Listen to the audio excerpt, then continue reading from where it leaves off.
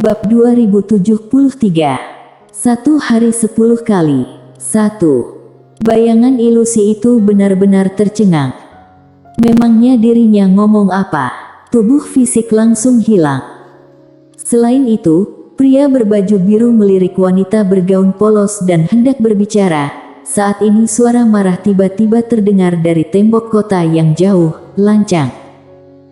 Suara jatuh, tekanan yang sangat menakutkan tiba-tiba menyapu dari tembok kota. Dalam sekejap, ruang hampa di sekitar wanita bergaun polos menjadi ilusi sesaat. Wanita bergaun polos melihat tidak jauh di depannya dengan ekspresi kosong. Dia tidak bergerak dan membiarkan kekuatan besar itu menghantamnya. Dalam sekejap, kekuatan besar itu menghilang tanpa jejak. Seperti batu yang jatuh ke laut, menghilang tanpa suara. Ini. Mengikuti suara kaget, bayangan ilusi muncul di depan wanita bergaun polos dan pria berbaju biru. Bayangan ilusi berangsur-angsur memadat, penampilannya tidak jauh berbeda dengan manusia. Namun, warna kulitnya ungu tua, matanya juga ungu tua. Pria berbaju biru memandangi makhluk di depannya, klan apa? Makhluk itu melirik pria berbaju biru, dan berkata, klan ilusi. Pria berbaju biru mengangguk sedikit, pergilah. Pria klan ilusi mengepalkan tinjunya, kalian berdua. Pria berbaju biru tertawa dan berkata, kami tidak tertarik dengan klan ilusi kalian. Pada saat ini, wanita bergaun polos tiba-tiba melebarkan telapak tangannya. Saat berikutnya, pedang terbang dari tangannya. Dalam sekejap, pedang itu sudah menyentuh alis pria klan ilusi itu. Ekspresi pria klan ilusi membeku. Wanita bergaun polos mengeluarkan potret Mile, kakakku, apa kamu mengerti? Pria berbaju biru merasa sakit kepala. Pria klan ilusi buru-buru berkata, mengerti. Dia tidak bodoh, bagaimana mungkin dia tidak mengerti? Wanita bergaun polos mengeluarkan pedangnya, kemudian melambaikan lengan bajunya. Dalam sekejap, ruang hampa di sekitar pria klan ilusi naik dan turun seperti gelombang. Ini. Mata pria klan ilusi penuh keheranan. Wanita bergaun polos tiba-tiba berjalan ke kanan. Pria berbaju biru menatap wanita berbaju polos, mau kemana? Wanita bergaun polos tidak menjawab, menghilang tidak jauh.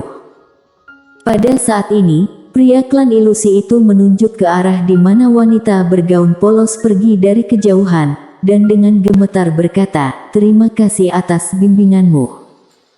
Pria berbaju biru hendak berbicara, saat ini dia berbalik tiba-tiba.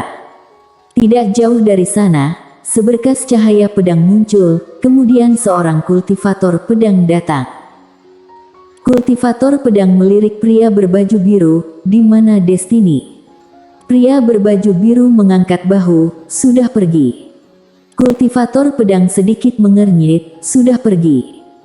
Pria berbaju biru mengangguk, biarkan dia sendiri. Ayo pergi. Setelah selesai berbicara, mengendalikan pedang dan menghilang tidak jauh.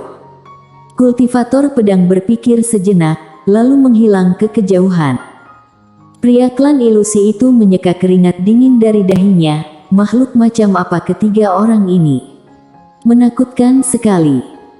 Seolah memikirkan sesuatu, dia merentangkan telapak tangannya. Potret yang ditinggalkan oleh wanita bergaun polos muncul di depannya.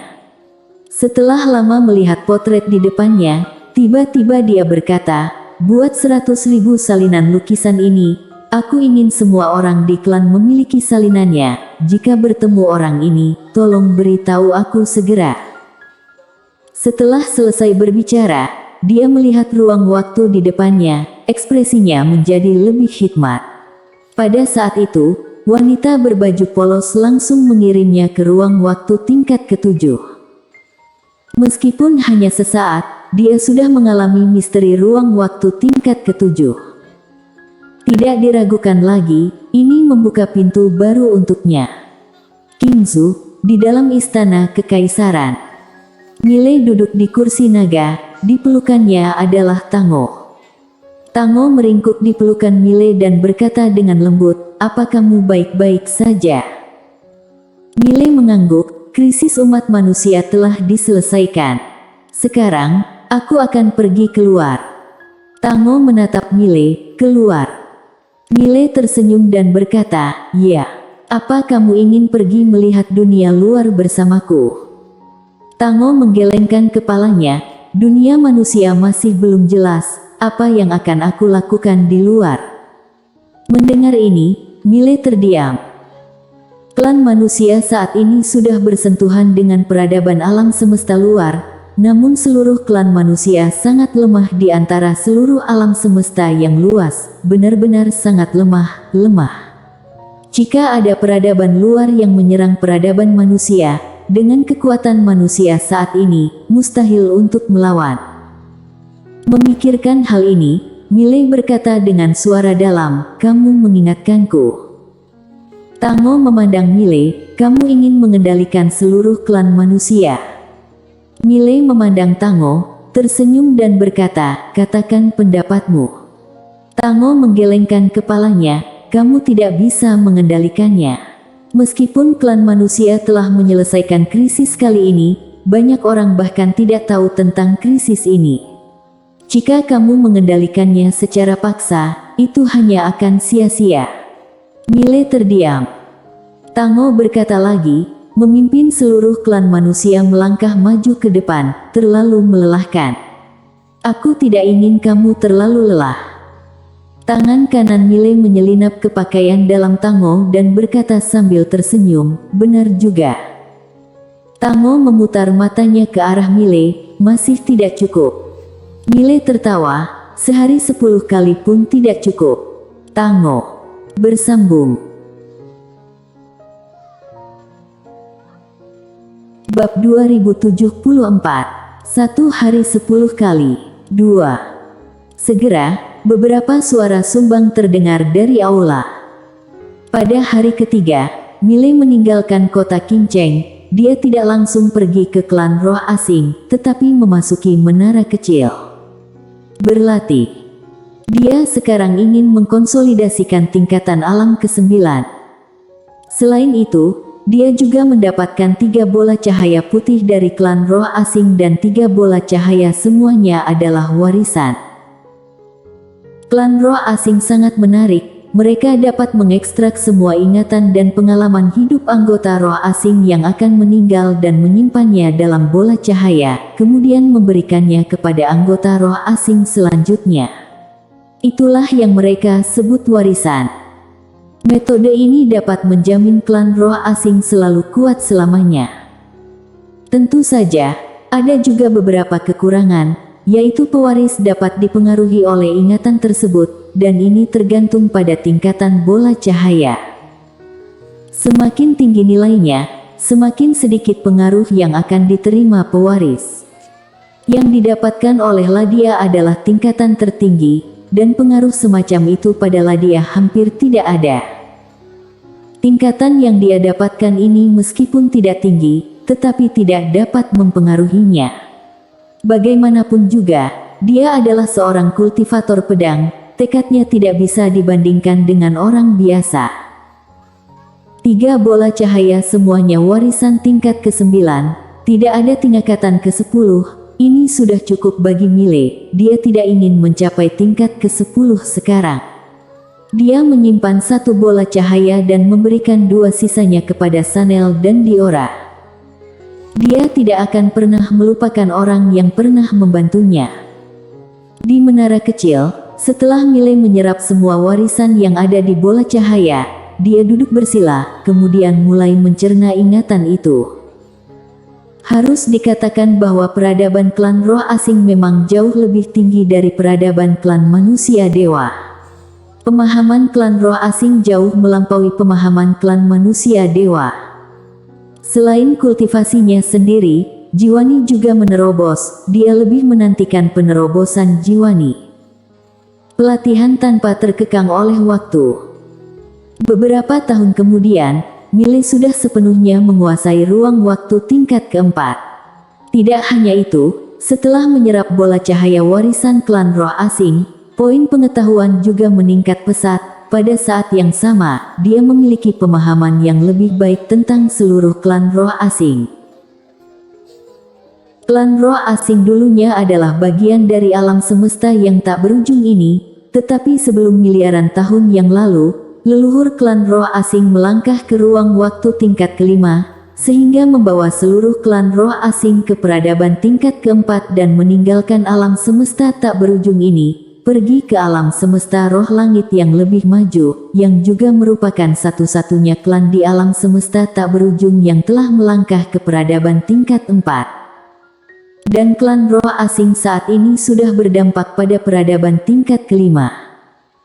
Saat itu, pedang biru gaib muncul di depan Mile.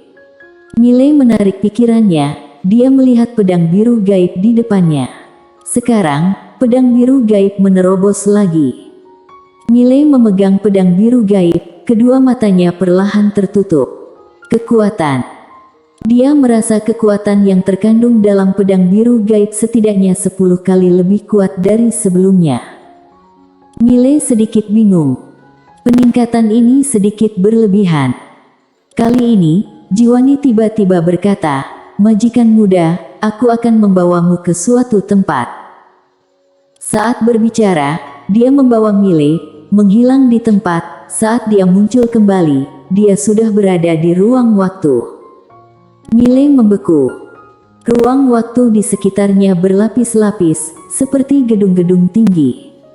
Mile berkata dengan suara dalam, "Ruang waktu tingkat kelima."